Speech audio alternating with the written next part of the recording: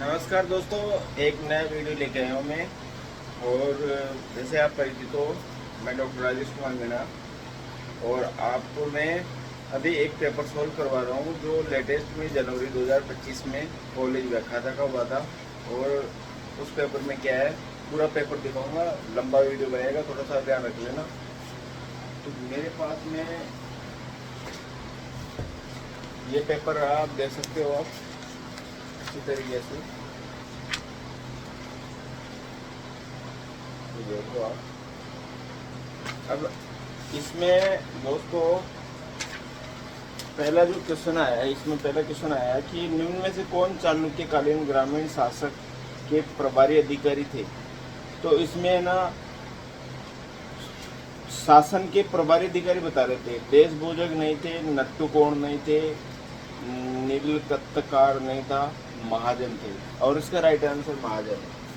तो इसका ध्यान रख लेना कि जो चालुक्यकालीन ग्रामीण प्रशासन है,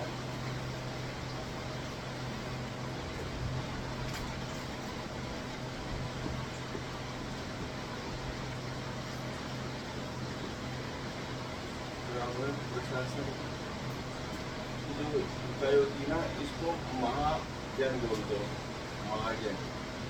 और ये राइट आंसर मेरा। ये कौन सी सीरीज का लगे, इसमें तीसरे नंबर का आंसर सही है। तीसरे नंबर का आंसर सही है दोस्तों इसमें। और इससे बहुत बेनिफिट मिलेगा। जो पुराने पेपर है ना, इसमें से कम 10 से 15 क्वेश्चन बिल्कुल हूबहू मिल जाते हैं। हूबहू नहीं मिलते तो इनडायरेक्टली मिल जाते हैं।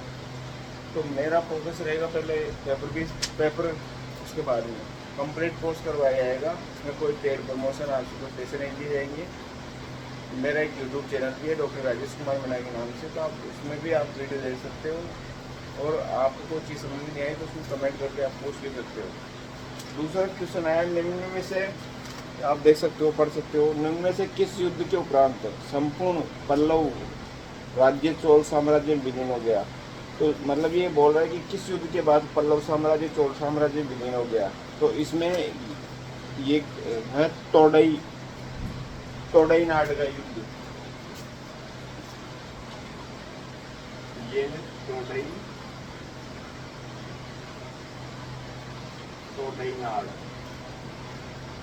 नाड का युद्ध है ये। इस युद्ध में जो है ना, मतलब पल्लव पल्लवों का सारा चालुक्य ले लिए थे। पल्लवों ने सारा छीन करके चालुक्य से ले लिया था। तो तोड़ई नाड का युद्ध। तो ये भी ध्यान रखिएगा आप। इसके अलावा एक क्वेश्चन आया, उस चोल राजा का नाम बताइए जिसने तंजौर में शिव मंदिर का निर्माण करवाया। डायरेक्ट आंसर है राजराज प्रथम। ये सबको बताया। ये भी बिल्कुल सही होता है। राजराज प्रथम था जिसने तंजौर में शिव मंदिर का निर्माण किया था। राज प्रथम ये चालुक्य शासक था और इसने तंजौर में शिव मंदिर का निर्माण करवाया था भाई। ये क्वेश्चन भी कई बार आ चुका है तंजावुर के अंदर। राजराज प्रथम याद रख लेना। तंजावुर में इसने सूर्य मंदिर का निर्माण करवाया था। इसके अलावा चौथा क्वेश्चन है, राष्ट्रकूट राजवंश के किस शासक को कली श्री वल्लभ एवं निरुपम के नाम से जाना जाता है। बड़ा टिपिकल क्वेश्चन आप देख सकते हो। उधर से लाइट नहीं गिरी तो मैं लाइट जला देता हूँ फटाफट।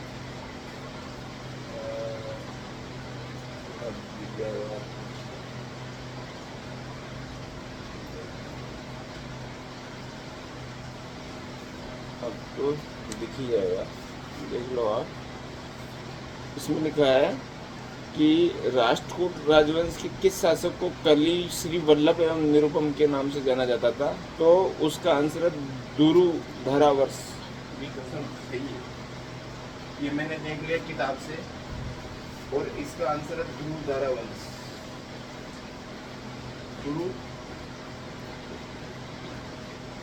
दुरुधरावंश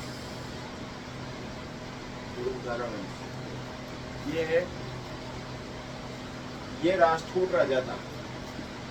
राष्ट्रकूट तो इसको उपाधि मिली थी कली श्री वल्लभ एवं निरुपम। कली श्री वल्लभ व निरुपम, ये उपाधि थी इसकी, ये उपाधि थी। ये राष्ट्रकूट शासक था गुरु धारावर्ष, और इसने कली श्री वल्लभ व निरुपम की उपाधि धारण की थी भाई। ठीक है। इसके अलावा पांचवा क्वेश्चन है, निम्न में से किसे बाणभट्ट द्वारा रचित कादम्बरी के लेखन को पूर्ण किया था। मतलब किसने बाणभट्ट ने जो लेखन लिखा था, किताब लिखी थी कादम्बरी, उसको पूरा किसने किया था, क्वेश्चन ये पूछ रहा है। तो उसका बेटा था भूषण। तो राइट आंसर जाएगा भूषण। तो भूषण ने बाणभट्ट की कादम्बरी को पूरा किया था। तो कादम्बरी को पूर्ण किया था इसने, कादम्बरी को पूर्ण करने वाला आदमी था वो भूषण था। ये आरकेसी कॉलेज का था, जो जनवरी में जो क्वेश्चन आया था वो है। आप सोच रहे हो यार तो बड़ा सीधा है। तो भाई पढ़ने वाले के लिए बिल्कुल सिंपल होता है, जो पढ़ता नहीं उसके लिए बहुत टेढ़ा काम होता है। ठीक है। तो 5 क्वेश्चन अपन को 5 मिनट नहीं लगेंगे। इसके अलावा एक नेक्स्ट क्वेश्चन देखते हैं। इसमें छठा क्वेश्चन,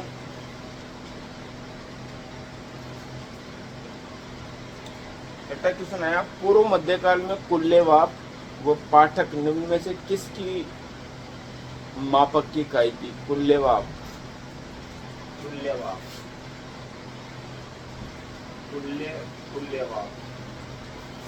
ये जहां तक इसमें 4 ऑप्शन है। कुल्लेवाप किसकी इकाई थी, कुल्लेवाप और पाठक इसकी इकाई पूछ रही है भाई। इसमें पहले में भूमि दे रखा है, दूसरे में अनाज, तीसरे में वस्त्र और चौथे में स्वर्ण। तो मुझे तो इसमें भूमि आंसर है। ये मुझे तो कंफर्म नहीं है, लेकिन लिख लेना, इसमें देख लेना। तो मैंने इसमें भूमि लिखा था। ठीक है, मैं देख के बता दूंगा अभी इसका जो भी है। इसके अलावा इसमें जो 8वां क्वेश्चन है वो क्वेश्चन ही समझ में नहीं आ रहा, मतलब क्योंकि इसमें देखो पूर्व मध्यकालीन भारत में मंडपिकाओं के संबंध में निम्न में से कौन से कथन सही है। ये व्यापारिक करों और शुल्क के संग्रहण केंद्र के रूप में कार्य करती थी। तो ऐसा तो नहीं करती थी, मंडपिकाओं का काम ही नहीं था। ये स्थानीय विनिमय केंद्र के रूप में हट्टिक और तथा पट्टन के बीच मध्यस्थ की भूमिका, ये ऐसा भी नहीं होता था। तो ये क्वेश्चन डाउटफुल है, तो डाउटफुल को डाउटफुल रहने देना चाहिए, उसमें तुक्का नहीं लगाना चाहिए। तुक्का लगते ही काम खत्म हुआ। आपको पूरा क्वेश्चन आ रहा तो ये आप क्वेश्चन अटेंड करें, अन्यथा नहीं करें। इसके अलावा जो 8वां क्वेश्चन आ रहा है, जो 8वां क्वेश्चन है, 8वां क्वेश्चन दिखा देता हूँ मैं। निम्न में से किस, ये देखो, निम्न में से किस योग तत्व को योग दर्शन में प्रधानता देकर उसकी विस्तृत व्याख्या की गई है। मतलब योग तत्व को, किस तत्व को योग दर्शन में, जो योग होता है, योग हठ योग, तो उसमें चित्त की प्रधानता दी गई। चित्त, ये ध्यान रखना, चित्त की प्रधानता दी गई है योग के अंदर। और ये स्पेशली हठ योग होता है। हठ योग जो बाबा गोरखनाथ वगैरह जो ये क्या करते हैं, जबरदस्ती बैठ जाते हैं और चित्त को स्थिर कर लेते हैं, चित्त को जाने नहीं देते, विचार नहीं जाने देते। इस चीज़ को बोलते हैं हठ योग। और इस योग प्रक्रिया में चित्त की विशेष भूमिका होती है। ये फैक्चुअल क्वेश्चन है, बिल्कुल राइट है, नो टेंशन। और भी देख लेना, रेफरेंस बुक मिल जाए आपको तो आप कमेंट कर सकते हो। इसके अलावा 9वां सवाल है, शैलेंद्र राजाओं के काल में विकसित चंडी से क्या तात्पर्य है। चंडी होते थे मंदिर। शैलेंद्र, जो जावा साइड के जो शैलेंद्र वंशीय राजा थे,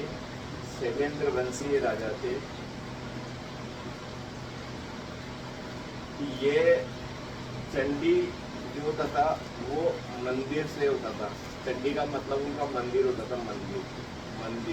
मंदिर चंडी से तात्पर्य मंदिर। जो शैलेंद्र वंशीय जो राजा थे, जो जावा और इंडोनेशिया साइड में जो है शैलेंद्र वंशीय राजा है। शैलेंद्र वंशीय राजाओं ने बोरोबुद्दूर का बहुत बड़ा मंदिर बनवाया था वहाँ पर। तो ये वहाँ की भाषा है, तो चंडी को बोला गया मंदिर। आगे आ जाओ। 10वां सवाल देखते हैं हम फटाफट से। देखो 10वां सवाल है, भारत में प्लास्टिक कला का प्रारंभिक उदाहरण किस स्थान से प्राप्त हुआ? प्लास्टिक कला मतलब प्लास्टिक कहाँ बनी सबसे पहले, उसका उदाहरण बता रहा है। तो भाई हमें इसका उदाहरण सबसे पहले नोहर में मिला। नोहर पड़ता है भरतपुर, नोहर, और ये पड़ता है भरतपुर में। और यहाँ से हमें यक्ष की प्रतिमा मिली है, यक्ष प्रतिमा मिली है, और इसी प्रतिमा में प्लास्टिक का यूज किया गया है।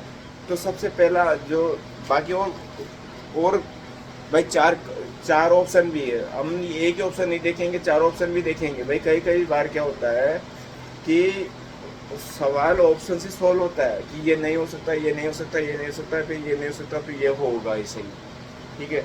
तो इसमें बिल्कुल दे रखा है, लाल सोच से प्राप्त बुद्ध फलक, ये हो ही नहीं सकता। 9 से प्राप्त यक्ष की मूर्ति, तो बिल्कुल ये है 9 से, इसमें 9। आहड़ से प्राप्त, आहड़ तो बहुत पुरानी सभ्यता है, गणेश्वर, सीकर, आहड़ वगैरह।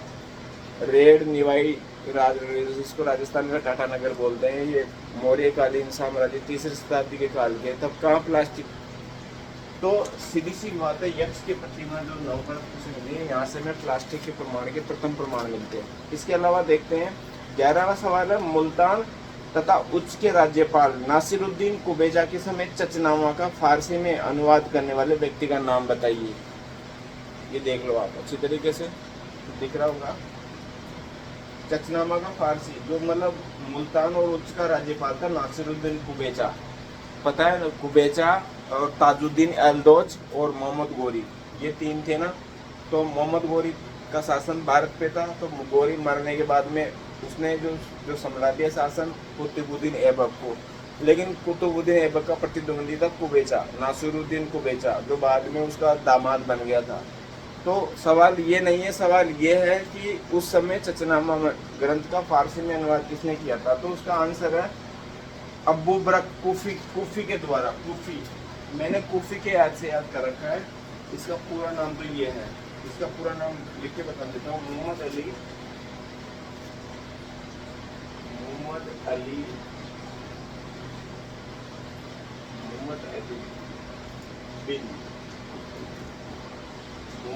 बिन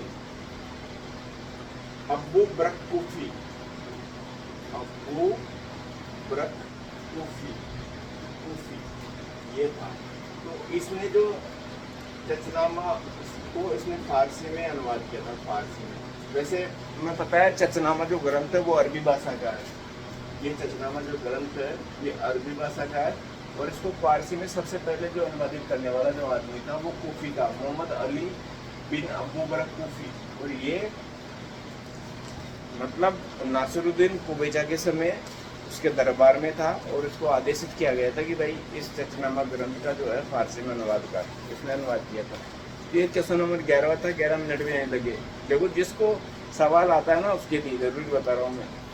और मैं रही बात मेरी, तो भाई मैं तो ज्ञान बांट रहा हूँ, क्योंकि मुझे बेटा बेटा कोई मतलब नहीं है, मतलब चलो किसी का भला हो जाए तो बढ़िया ही है,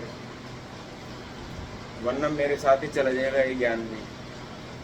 मेरी उपलब्धियाँ बताऊँ, net, set, JRF, PhD, MSc microbiology और BSc और RSCIT वगैरह, ये सब कुछ कर रखा है मैंने। मेरी क्वालिफिकेशन पे आप मत जाओ। खूब फेलोशिप उठाई राजस्थान यूनिवर्सिटी से, और 2016 में यूनिवर्सिटी का टॉपर भी रहा था मैं, लेकिन था मैं टॉपर ST में, कैटेगरी में। कैटेगरी की हॉरिजॉन्टल आरक्षण कर दिया था, तो कैटेगरी से बाहर तो निकल नहीं सकते थे। अब 12वां सवाल आ गया, तो 12वां सवाल है, देखो यहाँ निम्नलिखित कथनों पर विचार कीजिए। तो इसमें अब ये जो है सवाल, ये भी बड़ा टेडियस सवाल है, तो जो सवाल कठिन है उसको छोड़ देना चाहिए। अब इसमें आया, बाबर के अनुसार गेंडा निम्नलिखित में से किस क्षेत्र में प्रचुर मात्रा में पाया जाता था? तो नंबर 1 है पेशावर, पेशावर पड़ता है मतलब पाकिस्तान के अंदर। दूसरा पड़ता है अस्तागर, मतलब काबुल नदी के उत्तर में। इसके अलावा पड़ता है नमक श्रृंखला क्षेत्र, मतलब ये गुजरात, कच्छ का रण वगैरह है यहाँ पे। इसके अलावा बहराइच जो रूर नदी का एरिया कहाँ पे। तो अब इसमें ये थोड़ा कन्फ्यूजन टाइप का क्वेश्चन है, तो उसको छोड़ दीजिए, अनुत्तरित कर दीजिए, क्योंकि इससे करोगे तो 1/3 जाएगा, इससे बढ़िया तो ना जाए तो अच्छा है ना, कम से कम बाकी क्वेश्चन तो है। दूसरा सवाल देखते हैं, क्वेश्चन नंबर 13।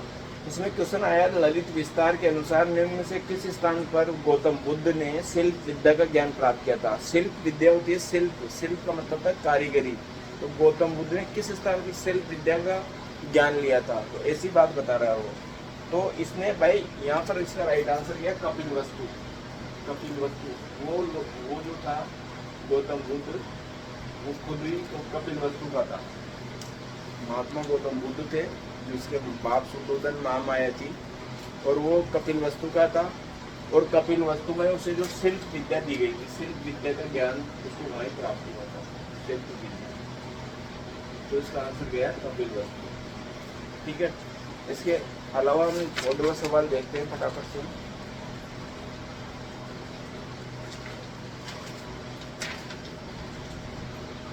देखो, निम्नलिखित कथनों पे विचार करें और गलत कथन बताइए।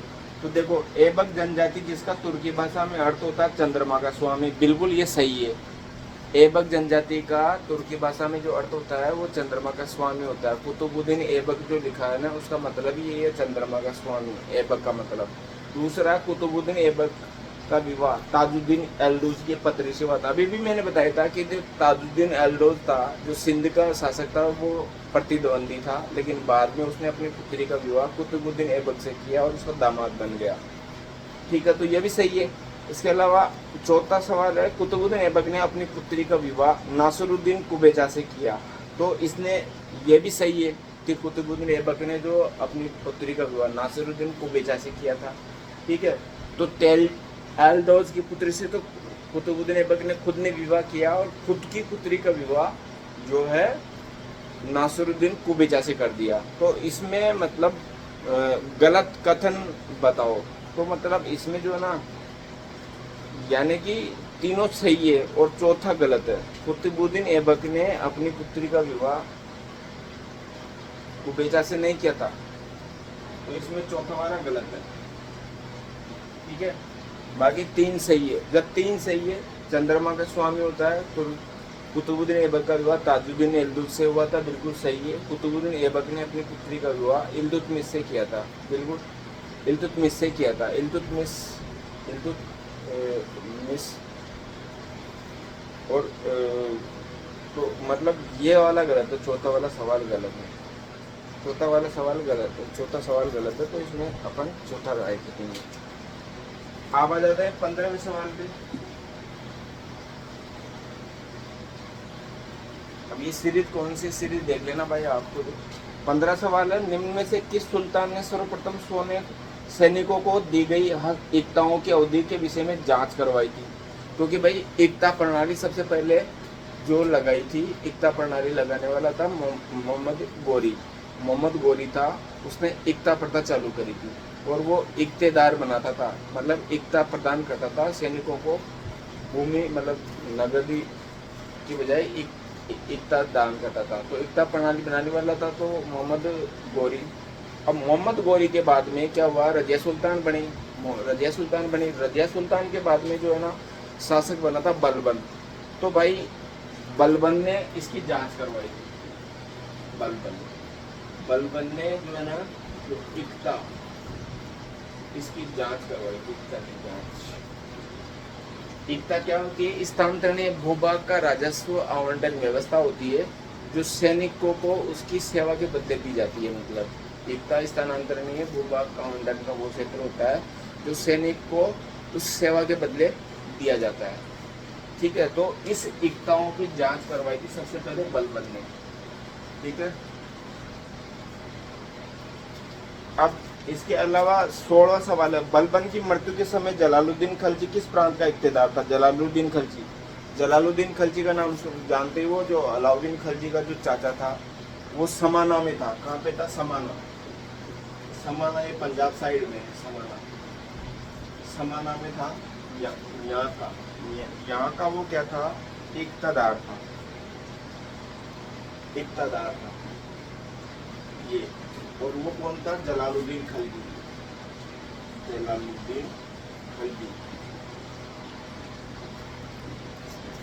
बाद में अलाउद्दीन खिलजी इस जलालुद्दीन खिलजी को मार के और इसकी पुत्री से विवाह करेगा, इसकी पत्नी से विवाह कर देगा और इसको नाव के अंदर ही मार देगा।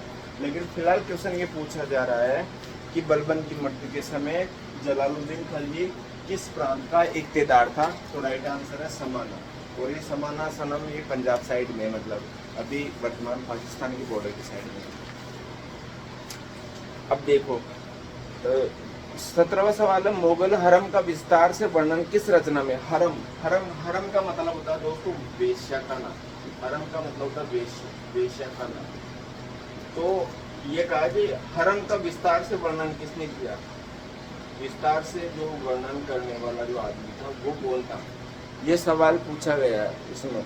तो भाई इसमें सबसे जो है हुमायूं नामा मिलेगा। ये सबसे बड़ी आपको ताज्जुब की बात होगी, यार ऐसा हुमायूं नामा में हमने तो पढ़ा ही नहीं, लेकिन बिल्कुल करेक्ट है।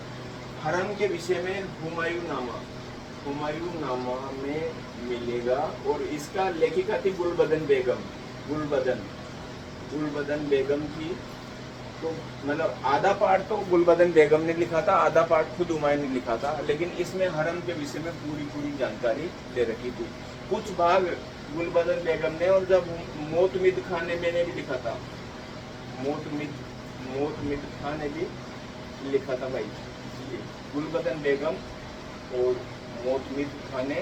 और आता कुछ हुमायूं जो हुमायूं थी वो बाबर की बहन थी। तो हुमायूं नामा के अंदर वेश्या या हरम खाने का वर्णन हमें मिलता है। ठीक है, इसके अलावा चलते हैं आगे। सवाल नंबर 18 है,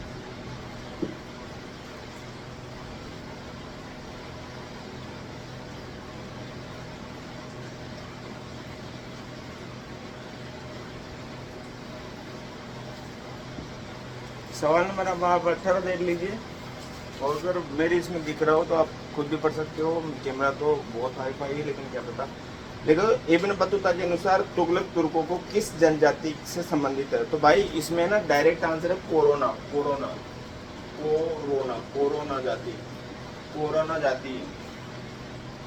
जाति का माना गया है इनको। किनको? तुगलकों को जो तुगलक सुल्तान है, तुगलक सुल्तानों को कोरोना जाति का माना गया है। और ये मध्यकालीन भारत में आपको मिल जाएगा हरिश्चंद्र में, बिपिन चंद्र में, प्रोफेसर अब्दुल्ला साहब के उसमें कई जगह दे रखा है।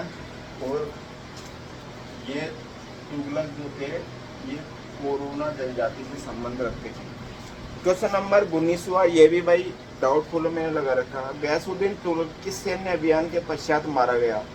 तो भाई इसमें मतलब उसका नाम ही नहीं दे रखा।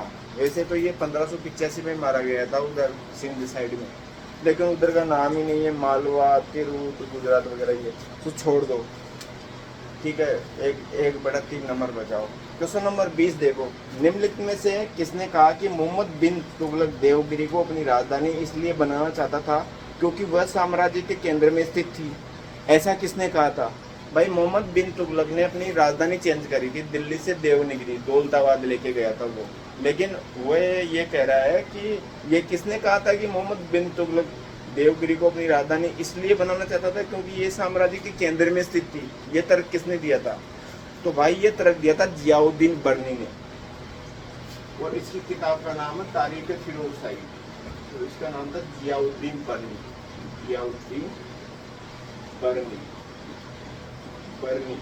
ये लिखता है। और इस तारीख फिरोजशाही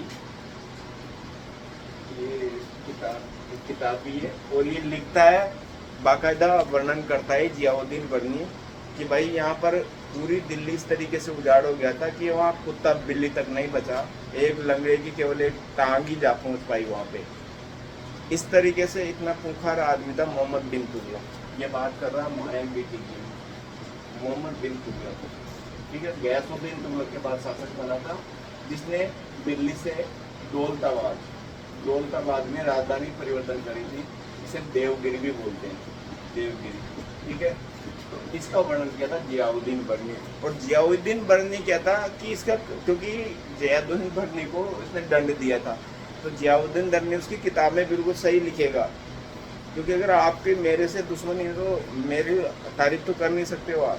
तो तुलनात्मक अध्ययन हमने पाया, तो जियाउद्दीन बर्नी ने ये तर्क दिया था कि भाई साम्राज्य वहाँ तो कि भाई आप देखोगे कि ये पूरा इंडिया है, आप देख सकते हो इस तरीके से पूरा आप देखोगे कि पूरा जो इंडिया है, अब यहाँ पर दक्षिण भारत में देवगिरी यहाँ पड़ता है, तो मतलब ये सारा शासन आसानी से संभाला जा सके, इसीलिए उसने ऐसा सोच करके राजधानी का परिवर्तन किया था। और ये तर्क दिया था जियाउद्दीन बर्नी ने, याद रखना। नेक्स्ट क्वेश्चन है, निम्न में से किसने नूरोदुस्तल नामक ग्रंथ लिखा था?